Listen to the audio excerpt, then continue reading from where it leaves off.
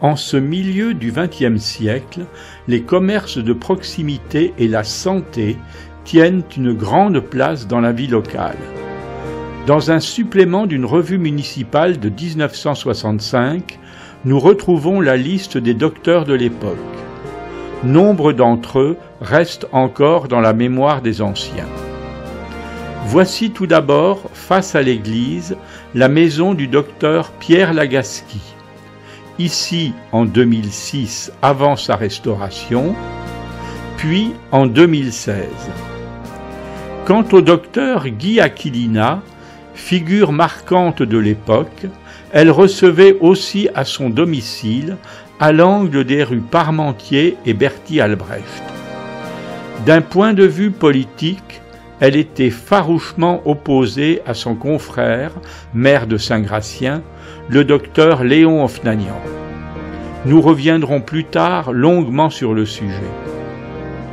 Entouré des docteurs Olivier et Champierre, le magistrat de la commune accueillait ses patients dans les locaux de la clinique Le Manoir, à l'emplacement de l'actuel centre médical au 15 avenue Daniel Casanova. Depuis longtemps déjà, deux pharmacies se partageaient la clientèle graciennoise. La première était située sur la place d'Armes. Elle était tenue depuis les années 30 par Jeanne Dalayenne. La seconde se trouvait boulevard Foch, alors National 14, non loin de la gare. En 1965, le pharmacien se nommait Gilles Simiou. Sans doute vendait-il, comme ses confrères, la pastille Pulmol dans sa boîte rouge métallique créée en 1946. D'autres pharmacies ouvrirent ensuite sur la commune. À l'angle des rues Sœur Angèle et de l'Église, avenue John Kennedy, rue du Général Leclerc, sans oublier les pharmacies d'Éragné, de la Terre au Clair et des Marais.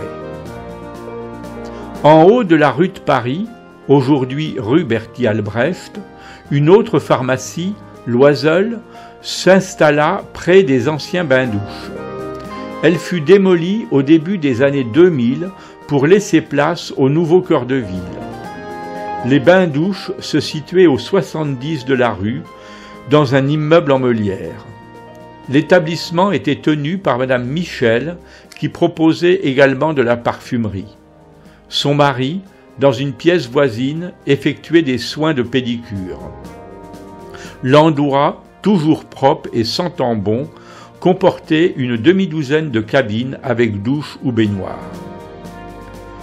En centre-ville, les amateurs de parfums pouvaient aussi aller chez Mademoiselle Claudie, qui tenait une boutique d'herboristerie-parfumerie dans une minuscule échoppe tout en haut de la rue de Paris. Parlons enfin de la santé de nos cheveux, donc des coiffeuses et des coiffeurs de cette époque. Nombre d'entre eux étaient connus par leur prénom: Armand, Paul, Odette.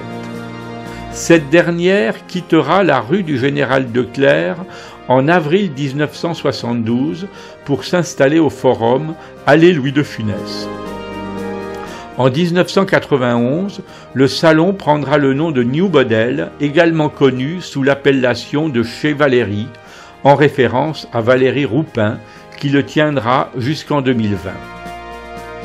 J'en profite ici pour la remercier de son soutien, son magasin proposant alors à la vente nos revues et nos livres. Pour information, ceux-ci sont toujours disponibles au centre commercial Emono, au salon MB Coiffure, où Valérie manie toujours le ciseau.